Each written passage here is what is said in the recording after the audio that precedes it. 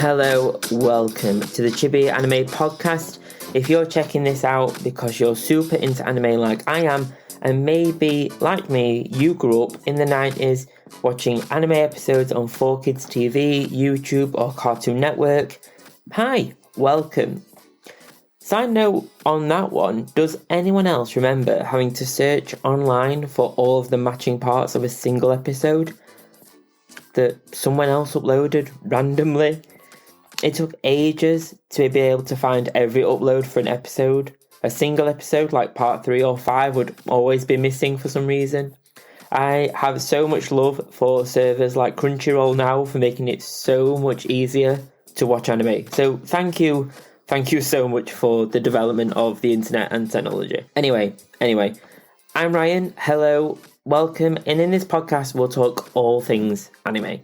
From the history of anime, news within the industry, and everything in between. For this episode, we're going to take a look at the history of anime.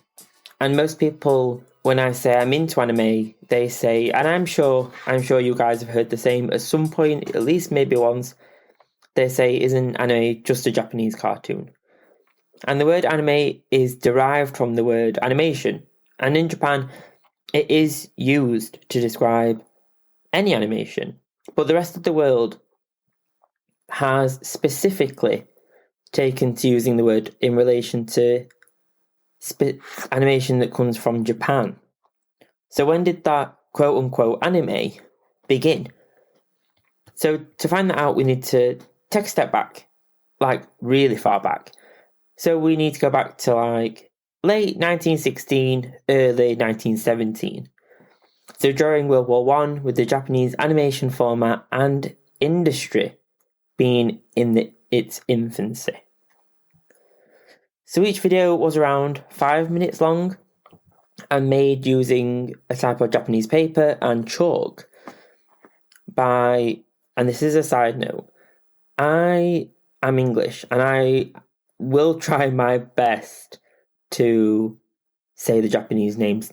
I will try my best. I will butcher them, unfortunately, but please bear with me. I will try my best.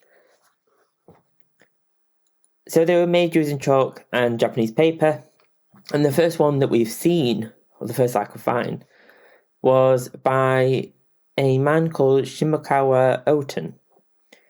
And the first commercial anime that we know of was released by Dekabo Shinagacho, called Mian no Shippai. In English, that translates around to Dekabo's new picture book, A Failure of a Great Plan. The year 1917 also saw the creation of around 20 short animated films in Japan. There are some images of what the short films looked like, and we know anime today as having characters with large eyes, wild hair, and outfits and worlds that are larger than life. But the animations at this time appeared to lean more towards the cuter aesthetic. It wasn't for much later in the anime industry as a whole that they went towards the visual look and style that we know today. So people started to take notice of this new medium, and manga artists Oten Shinakawa and Junichi Kuchi and painter Siotaro Kitayama were amongst them. Now, many people may not have heard of these names or known of these people, but these are known as the fathers of anime, and this trio was hired by existing film studios at the time, and they were responsible for the output of anime at that time. So it's thanks to them that the entire industry itself of anime really even exists. And it sounds like we owe our obsessions, and at least my childhood, to these guys. These films were again only short, being around 5 minutes long, with a focus on light-heartedness and stories of samurai and folk tales. They were often silent, using live music and narrators called benshi to narrate the story as it played. So, as the anime industry began to find its feet, in 1923, what's now called the Great Kanto Earthquake. Now, side note, actual Kanto in Japan, not the region in Pokemon, hit Japan. It was a magnitude 7.9 earthquake, and around 140,000 people sadly died. Tokyo was mostly destroyed in the disaster, along with most of the anime industry at the time. After this disaster, the anime industry continued to struggle, with it being unable to respond to the latest innovations coming from the West, such as the first talkies, so films with sound, in 1929, and colour film in 1932. It was during this time, however, that Fuji Nabaro won international acclaim for Bujado no Kozoku, in English, The Thief of Baghdad Castle, which he made using coloured paper, and the film is remembered today as the first to make its presence felt outside of Japan. The film is 15 minutes long and has a message around happiness and how you can't buy it, which seems like a nice message. From what I found, the reviews today aren't great from a story perspective. However, I think when we look back at early works, especially works around this time when they're trying something different, I think it's important to remember that this anime is much different to what we know today. So it's kind of hard to pass judgment on something like that. The 1930s continued to be filled with Japan creating animation, but they mostly focused on propaganda and commercialization. I think it's interesting, especially when we look at modern day Japan and how important and influential anime has been and is in the country. It seems that companies and government knew how popular this medium could be for sharing messages and getting people's attention. I guess at that time, this kind of style really stood out from photography and traditional styles of illustration. I guess it really stood apart. So the anime industry continued like this for a while.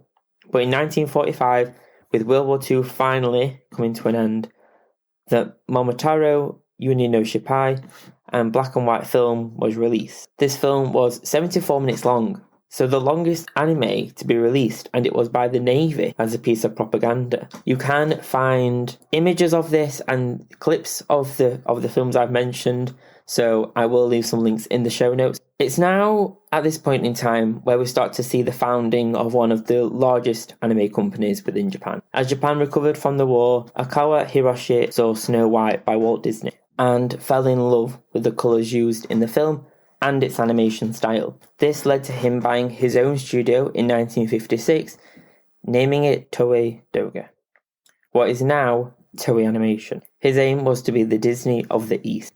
Some of you may be aware of Toei Animation, and I think it's this studio that was one of the largest that had an impact on my childhood and the stories I grew up with. Toei Animation is responsible for the likes of Dragon Ball, Digimon, One Piece, and one of my most key anime, Sailor Moon, which I still love to this day. The first anime to be released by Toei was in 1958 called Hakujaden, or Hakujaden, in English, The Legend of the Wise Serpent. So only 2 years after being founded, they published the film. The film was in full colour, and after looking at some of the stills from the film, it's clear that some of the influences that inspired the aesthetic direction for the film. In fact, as part of the production of the film, they sent a team of researchers to the USA and invited several experts to Japan as mentors in an effort to learn as much as they can from them. This allowed them to adopt and master the assembly line, quote-unquote, production. It's super nice to look at, and with super rich colours, especially the blues and the red tones are super saturated and really strong. One bit I do love about this animation are the cute chibi-style animals that are featured. They're really, really cute. I'll leave some links in the show notes. So, anime seemed to find its perfect format and got its big break when it moved to the exciting new format of television in the 1960s. The first anime to hit the TV were manga adaptations, some being Sally the Witch and Kid with His Giant Robot by Toei and TCG Icon respectively.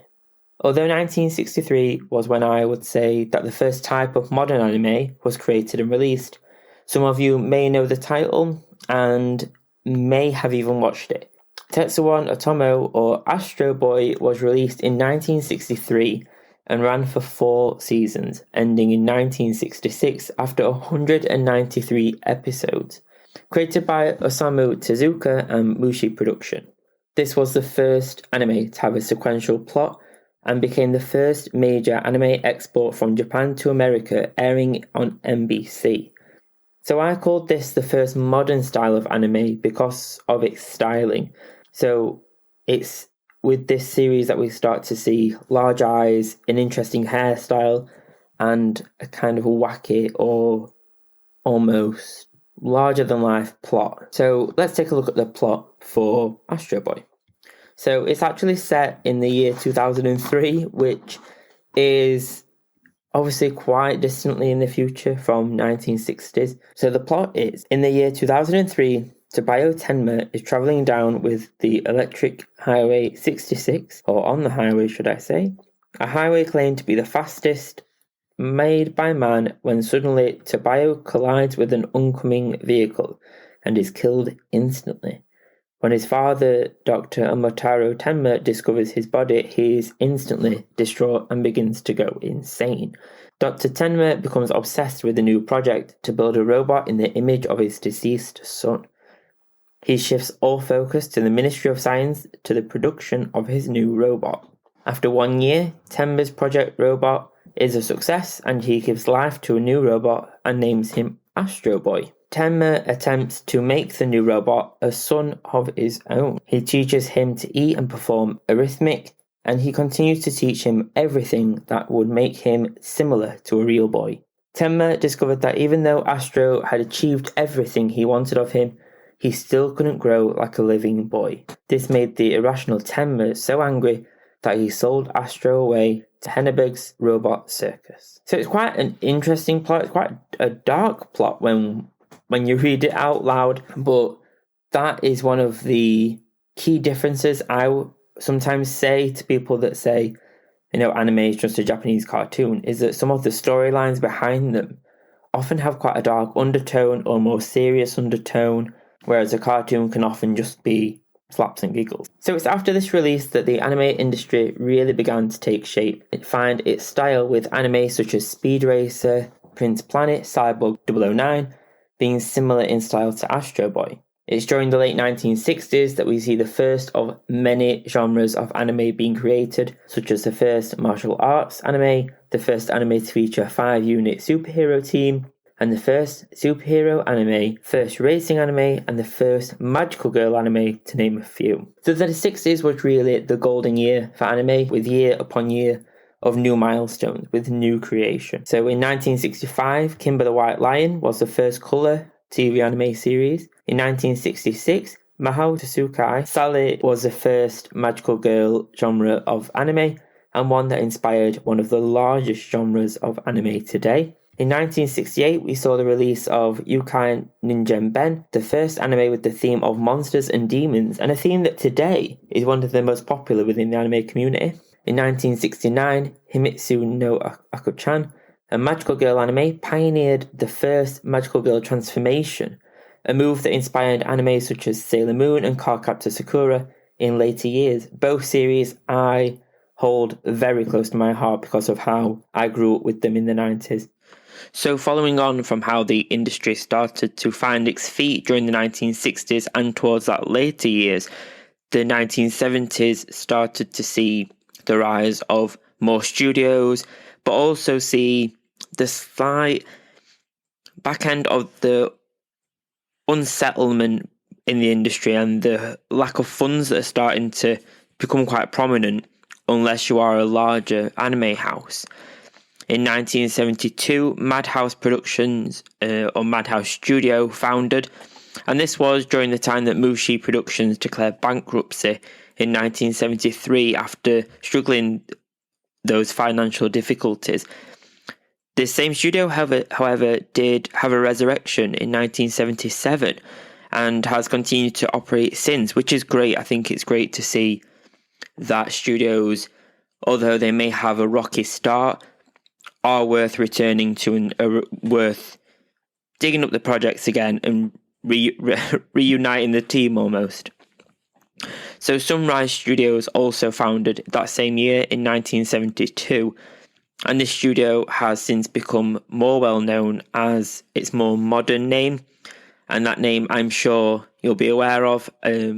It's Bandai Namco. They're one of the biggest names in Japan, and if you have any anime merchandise, it is quite likely that somewhere on that there will be a Bandai Namco logo. And these have been one of the biggest powerhouses when it comes to anime since their founding.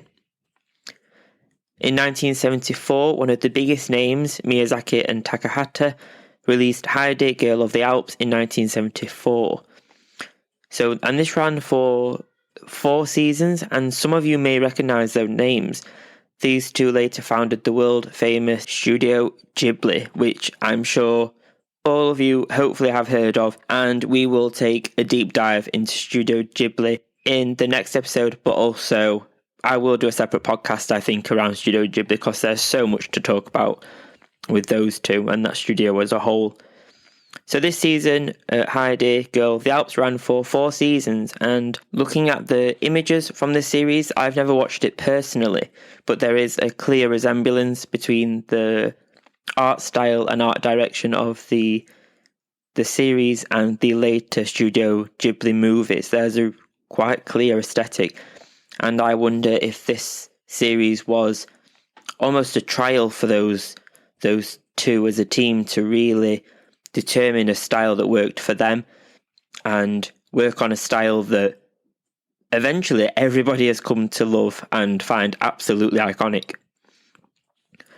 In 1974, that same year, we also saw the birth of the space opera genre, and one of the big headline animes for this time was Space Battleships Yamato by Academy Productions. It was one of the biggest successes for the new genre and went on to be dubbed in multiple languages. I think that's something we see quite a lot if we look back into the 70s of anime. We start to see this pairing of Japan and America in the West and the UK, where anime started to get dubbed in multiple languages to be shared across the world instead of them being more localized in Japan. So this series inspired many others similar and helped to shape the sci-fi genre of anime in the coming years and decades. As the series gained more and more of a following, the media empire around it grew to include manga, video games, and other merchandise to really capitalize on the success of the anime. And it also is said that this series helped to inspire the video game Space Invaders, that really iconic game. So it is really cool to see a link between such an iconic game such as Space Invaders and anime. So Sunrise, back to those, it was Sunrise that gave rise, if you will, to one of the biggest trends in anime history that will continue for years and the decades that followed, and still today, and one that inspired other shows and themes, the mecha genre, the mecha theme. Although not one of my personal favourites, there is a very cool aesthetic that comes from them, a very futuristic aesthetic, which we see quite often in the decades of the 90s. Biggest success from this kind of genre was Mobile Suit Gundam in 1979, a series that many of you may be fans of. It's got quite a cult following, and I've never watched it, but it does look very, very cool. So this series was one of the biggest for the studio and has multiple series, OVAs, manga, novels, video games, and toys. And the toys became one of the biggest selling areas of the franchise. The toys did really, really well. And the anime, because of how closely tied they were with every area and every level of the franchise, the anime helped to sell the toys, and the toys helped to promote the anime, which helped to promote the games and the novels. All of them helped to promote each other, which I think is just perfect from a marketing strategy point of view.